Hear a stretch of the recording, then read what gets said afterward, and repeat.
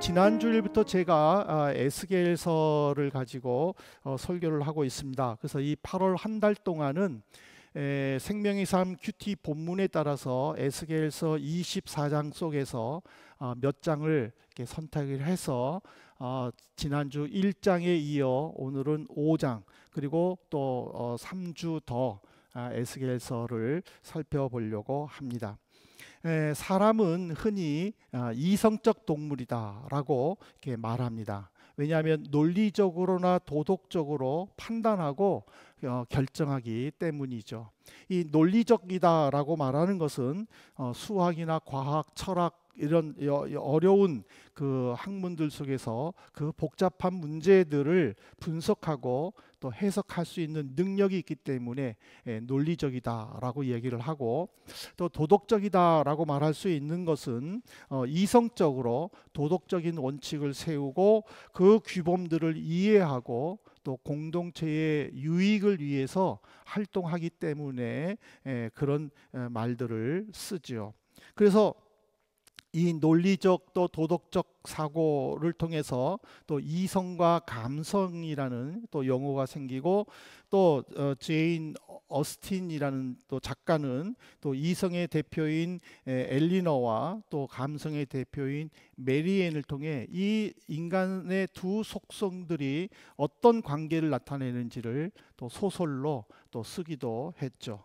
근데 이런 논리적 사고가 앞서다 보니까 하나님의 은혜로 구원받은 그리스도인들도요, 어떤 논리적 사고나 이성적 판단에 맞지 않는 어떤 영적인 그 일에 대해서는 당황하기도 하고 또 믿을 수 없다는 반응들을 종종 보입니다. 근데 그것을 우리들만이 아니라 하나님을 직접 만난 에스겔도 그런 모습을 보이고 있습니다. 특별히 이 4장과 5장은 하나님과 대화하면서 하나님의 그 요구에 에스겔의 반응들을 통해서 우리가 한번 교훈을 받고자 합니다. 하나님은 에스겔에게 인분불을 통해서 음식을 요리하라고 말씀을 하십니다. 그때의 에스겔서 4장 14절에 보면은요, 이렇게 즉각적으로 반응을 하는데, 내가 말하되 아하 주 여호와여, 나는 영혼을 더럽힌 일이 없었나이다. 어려서부터 지금까지 스스로 죽은 것이나 짐승에게 찢긴 것을 먹지 아니하였고 가증한 고기를 입에 넣지 아니하였나이다. 이 인분불로 불을 피워서 음식을 데워 먹어라 라는 것은요, 이 율법에도 기록된 이 가장 저속하고 그리고 죄악된 모습입니다. 이거는 하나님께서 직접 말씀하기도 하셨습니다. 그럼에도 불구하고 에스겔에게 이렇게 요구하니까는 에스겔은 지금 하나님 앞에서 한탄하면서 하소연하는 거예요. 우리 아버지는 제사장입니다. 나도 아버지 따라서 제사장 직분을 감당하기 위해 열심히 지금 율법을 공부하고 있고, 나는 지금까지 율법을 어긴 일이 전혀 없는데 오 주님, 내게 이런 일을 요구하시면 나는 어떻게 합니까? 이제 와서 왜 율법을 어기라고 내게 요구하십니까? 하고 지금 하나님께 한탄하는 내용입니다. 그러니까는 하나님을 직접 만난 에스겔, 무엇이든지 간에 하나님의 말씀에 순종할 수 있었음에도 불구하고 그의 논리적 사고와 이성적 사고에 충돌되니까는 하나님께 지금 대안을 요구하는 거예요. 그러니까 하나님께서는 그래? 그러면은 인문불로 하지 마. 쇠똥우를 가지고 해. 짐승의 분비물로 그럼 그것을 불피워서 음식해. 하고 또 이렇게 하나님과 이렇게 딜하는 내용이 나옵니다. 근데 5장에 보면은요, 하나님은 한술 더 떠서 에스겔에게 정말 치명적인 것을 요구하는데 5장 1절에 보면은 어떻게 뭐가 나옵니까? 너 인자야, 너는 날카로운 칼을 가져다가 삭도로 삼아 내 머리털과 수염을 깎아서 저울로 달아 나누어 두라. 머리털을 깎아라. 이 당시 고대 근동 지역에서 이 남자들에게 이 머리털과 이 수염은요, 그 사람의 인격과 그 사람의 정체성을 나타내는 거예요. 그래서 지금도 중동 사람들은 이 수염을 되게 중요시 여겨요. 그렇죠? 그런데 일반 사람들뿐만 아니라 하나님은 제사장들에게까지 굉장히 강하게 요구한 게 레위기 21장 5절에 나와요. 제사장들은 머리털을 깎아 대머리 같게 하지 말며 자기의 수염 양쪽을 깎지 말며 살을 베지 말고. 이스라엘 백성들이 애굽에서 살았잖아요. 430년 동안. 근데 이 애굽에는 여러 우상들이 있고 그 우상들을 또 섬기는 제사장들이 있었어요.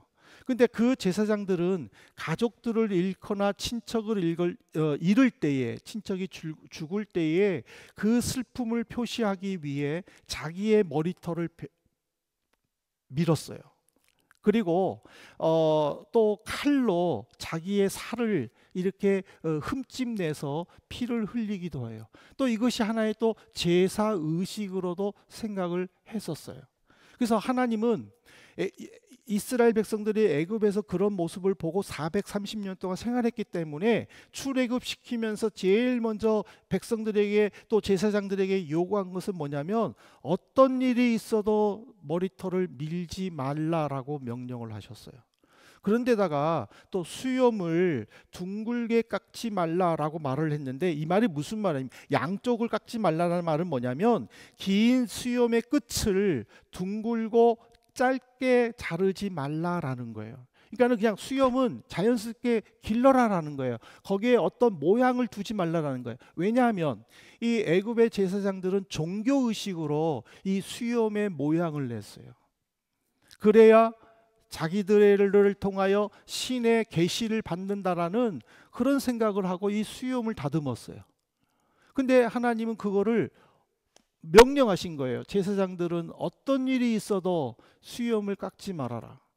그리고 머리를 밀지 말아라. 이렇게. 그래서 에스겔은 지금 율법을 내가 잘 지키고 있다라는 자부심으로 이제 제사장 직분을 행해야 되니까 이제는 머리털도 안 밀고 그리고 수염도 깎지를 안 했어요. 그런데 지금 하나님은 에스겔에게 머리털을 밀으라고 한 거예요. 그에게는 얼마나 충격적이냐라는 거예요. 왜 하나님은 에스겔에게 머리털을 밀라고 명령을 하셨을까?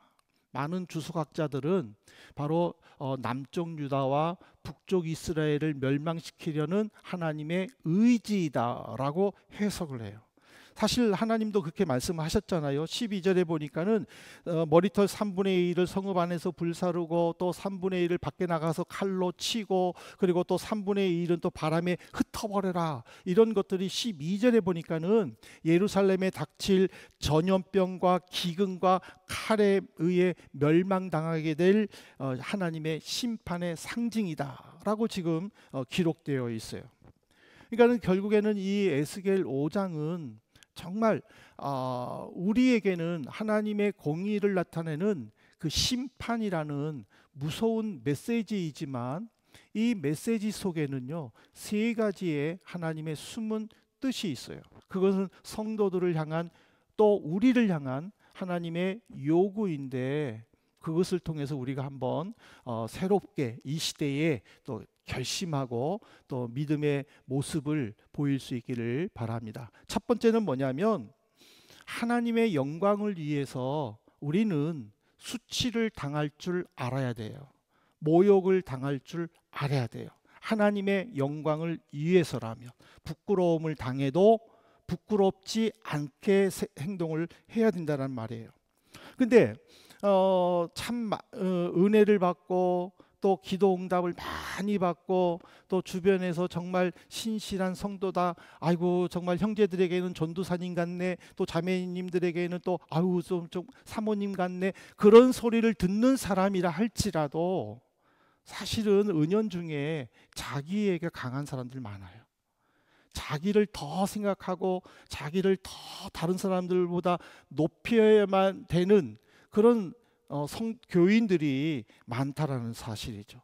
그래서 주님의 은혜를 체험했음에도 불구하고 어떤 내게 손해가 있거나 또 아니면은 이것을 함으로 인해 어려움이 당할 것 같은 느낌이 든다면은요, 그냥 감정적으로 자신을 먼저 생각하는 경우도 있다라는 거예요. 에스겔도 그랬잖아요. 그는 이성적으로는요, 율법에 있는 것들을 다 행했어요. 나는 율법대로 산다라는 자부심을 가지고 있었어요. 나는 제사장 직분을 이제 행할 것이다라는 기대감을 가지고 있었어요. 그러면서 하나님을 직접 만났어요. 그런데 하나님께서 말씀하셨는데 자기 생각으로는 이해가 안 되는 거예요. 왜 더러운 분비물로 불을 피워 음식을 만들어 먹으라고 하느냐 말이에요. 왜 하나님께서 소중하게 여기는 이 머리털과 수염을 밀어서 깎으라고 자기에게 요구하느냐 말이에요. 지금 30살이 되기까지 그런 거 한 번도 요구하지 않았는데 왜 이제 와서, 왜 지금? 이해가 안 되잖아. 그러니까 자기를 먼저 생각했던 거예요. 그런데도 불구하고 에스겔은 머리털을 밀었다라는 거예요. 왜 그랬을까? 바로 그는 하나님의 영광을 위해 수치심, 모욕감을 당하기로 결정했기 때문이에요. 제가 이 제사장들이 머리털을 미는 것을 수치다라고 이야기를 하는 이유는 뭐냐면은, 하나님께서는 분명히 레위기에서 제사장들에게 머리털을 밀지 말라고 그랬잖아요.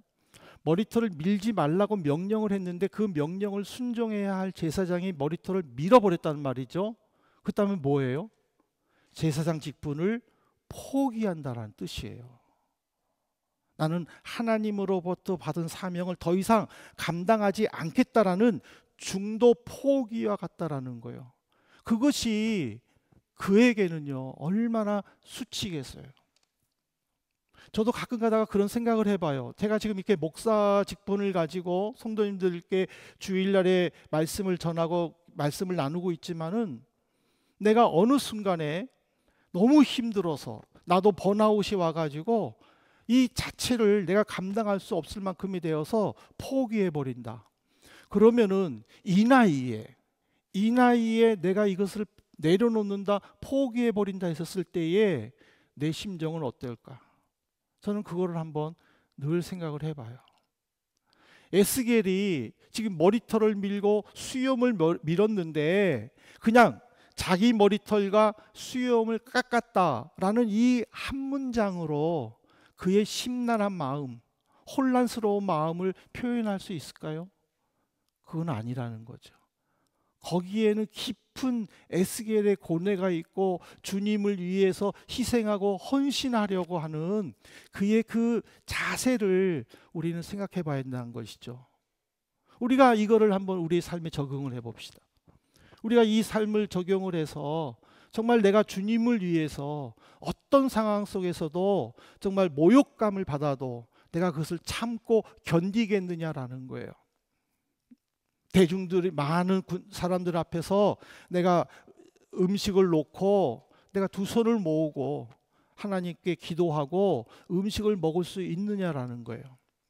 많은 사람들 앞에서 예수 그리스도를 높이고 복음을 전할 수 있느냐라는 거예요. 그 속에서 사람들이 어떤 조롱과 어떤 야유가 있어도 담대하게 내가 예수의 이름으로 내가 그런 모욕감과 수치를 당해도 나는 좋다라는 마음의 자세를 가지고 그렇게 행동하느냐라는 말이에요.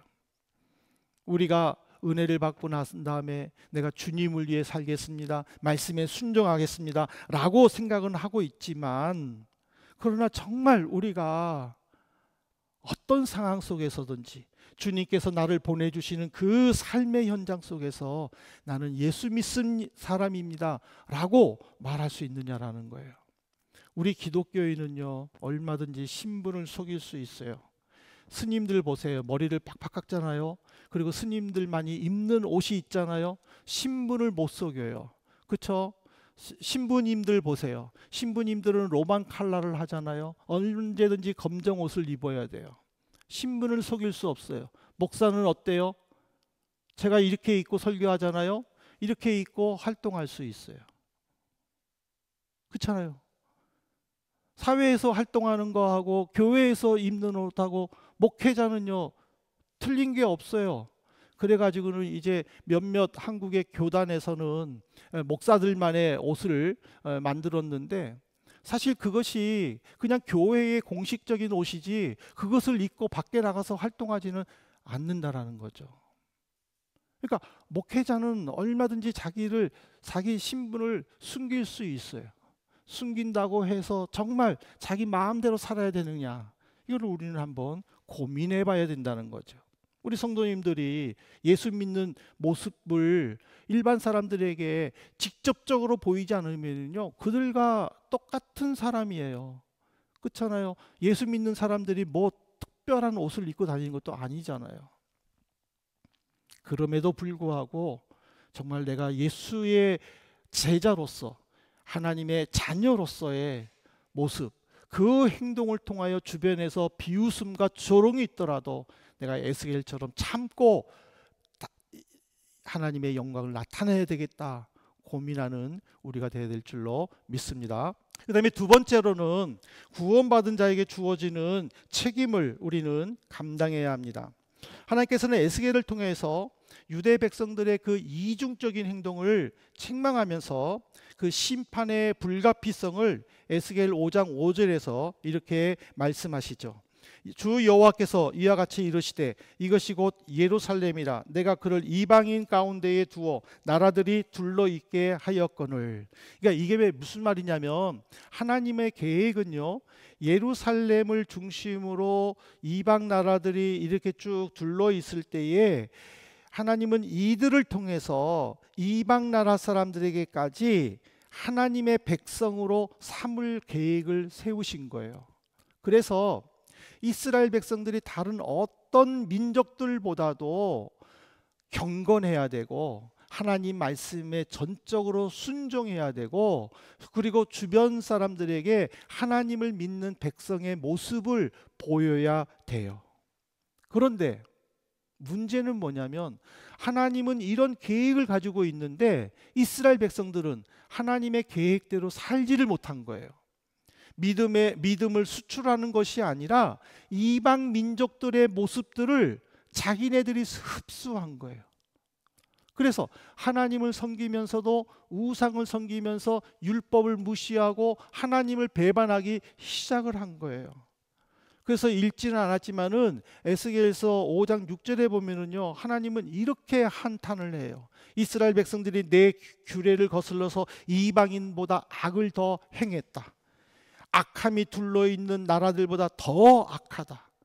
그러니까 이스라엘 백성들은 선한 영향력을 보여야 되는데 선한 영향력을 보이지 못하고 오히려 악한 것들을 배우게 되었다라는 사실이에요. 근데 비행기가 없었던 시대에 여러분들이 중동 그 세계 지도를 보시면은 이스라엘은요 서쪽으로는 지중해를 끼고 있어요. 동쪽으로는 아랍의 여러 나라들을 끼고 있어요. 그리고 이 아프리카에서 아시아를 가려면은요 육로로 통하면은 이스라엘을 경로해야만 아시아를 갈 수 있어요. 그리고 유럽에서 지중해로 통해서 이스라엘은 갈 수 있지만은 옛날 사람들은 바다를 무서워했잖아요. 그 천둥설을 주장하기 전에는 바다가 이렇게 직각인 줄 알고 멀리 가면 떨어져 죽는 줄 알고 그래서 늘 육로로 다녔단 말이죠.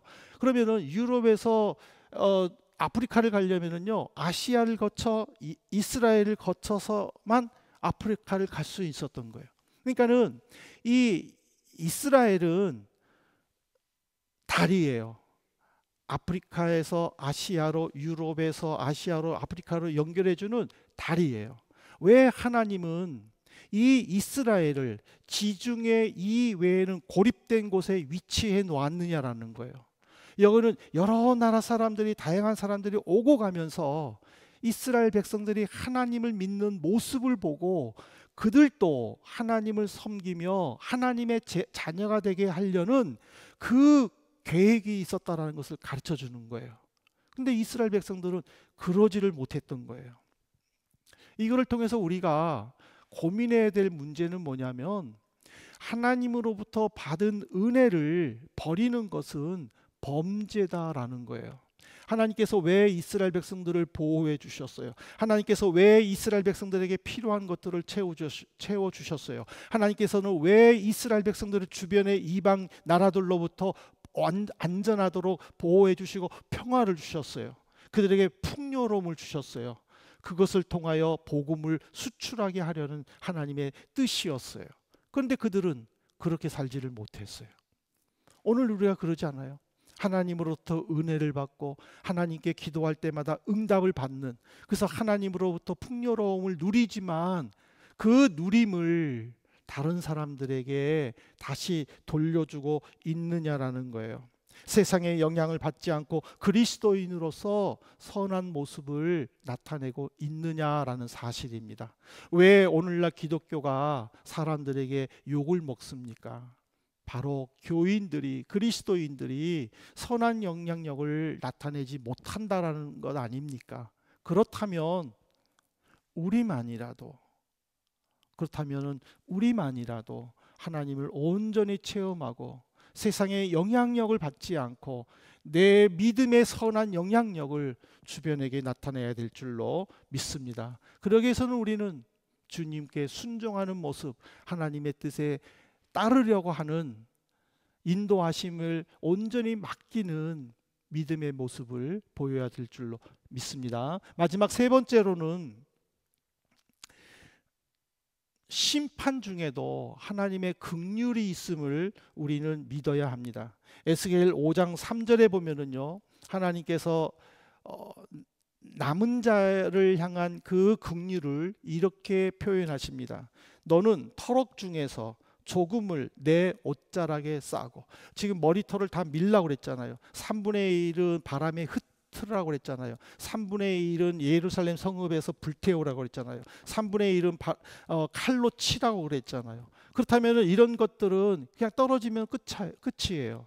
그래서 이것을 하기 전에 얼마를 남겨서 옷자락에 싸라라고 얘기했어요. 이 옷자락에 싸라라는 것은 보호하는 것을 의미하는 거예요. 하나님께서는 예루살렘 백성들을 그 예루살렘 백성들 중에서 경건한 자들을 보호해 주시겠다라는 하나님의 사랑이에요. 그래서 이 남은 자, 이제 기독교 용어로 남은 자라고 이야기를 하는데, 이 남은 자가 이사야서 6장 13절에 굉장히 뚜렷하게 나타납니다. 한번 보실래요? 그 중에 10분의 1이 아직 남아 있을지라도 이것도 황폐하게 될 것이나 밤나무와 상수리 나무가 배임을 당하여도 그 구루터기는 남아 있는 것 같이 거룩한 씨가 이 땅에 구루터기니라. 목수가 나무를 베는데 그 나무의 뿌리채 뽑지 않고 그 나무의 구루터기, 밑둥이를 남겨놓는다는 것은 뭐냐면 거기서 다시 새로운 싹이 나와서 나무를 형성할 수 있도록 얼마를 남겨놓는다라는 거예요. 이처럼 하나님께서는 하나님을 의지하고 하나님을 사랑하는 경건한 성도들을 그들이 당하는 환난 속에서도 감싸주신다라는 거예요. 마치 암탉이 어려운 위기에 처했을 때에 그 병아리들을 자기 날개 아래에 모아서 보호해 주는 것처럼 하나님은 그렇게 해 주시겠다라고 이야기하는 거예요. 그러면은 이것은 뭐냐면은, 하나님은 분명히 목적이 있구나. 그 목적은 바로 회복과 거룩함이구나. 비록 심판하지만은, 죄로 인하여 공의로우신 하나님이 심판하지만은, 그러나 하나님께서는 나를 다시 회복시켜 주시는구나, 나를 거룩한 자로 만들어 주시는구나 라는 믿음을 우리는 가져야 된다는 거예요. 그것이 바로 하나님의 긍휼이라는 거예요. 그렇다면 우리는요, 어떤 환경에서도 하나님을 의지할 수 있는 이유가 있는 거예요. 기도가 응답되지 아니하더라도, 지금 내가 계획했던 것들이 이루어지지 아니하여 실패라는 쓰디쓴 맛을 봤다 할지라도, 이것이 끝이 아니구나, 하나님은 반드시 회복시켜 주시는구나 라는 믿음으로 용기를 가져야 된다는 것을 우리에게 보여주시는 거예요. 그래서 우리는 이 공의로 심판하시는 하나님 앞에서, 하나님이 지금 나를 거룩한 사람으로 만들어 가는구나라는 것을 우리는 믿어야 돼요.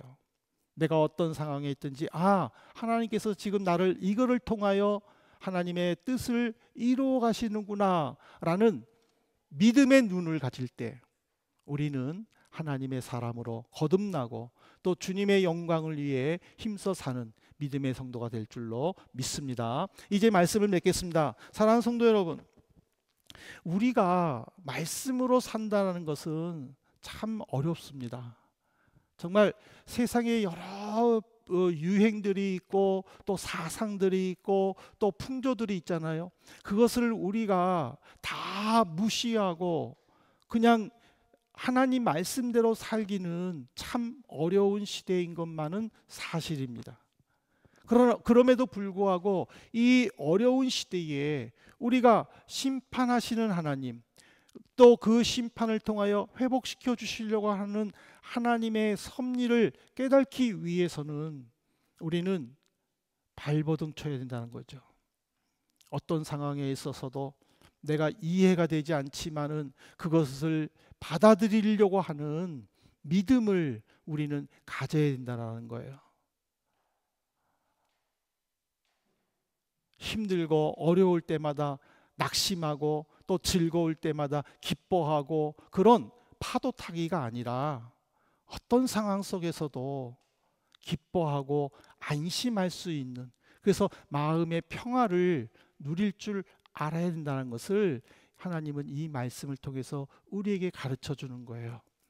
남들처럼 좋을 때 웃고 슬플 때 우는 거는 믿음의 모습은 아닙니다. 힘들어도 웃을 수 있어야 되고요.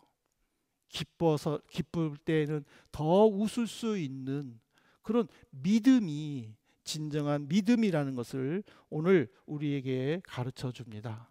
무엇보다도 자신의 수치를 생각하지 않고 하나님의 영광을 먼저 생각하는 에스겔의 행동에 우리는 도전받아야 될 줄로 믿습니다. 이루어진 것이 하나님의 은혜 또는 자신의 열정으로 이루어졌다라고 생각하는 순간에 당연한 것이 아니 될 수도 있다라는 거예요. 그거는 내가 열심히 했기 때문에, 내가 열심으로 기도했기 때문에 우리는 그런 생각들을 하지만은, 그러나 그렇게 생각하는 순간에 내 소원은 이루어질지는 모르겠지만 하나님의 영광은 사라진다라는 거죠.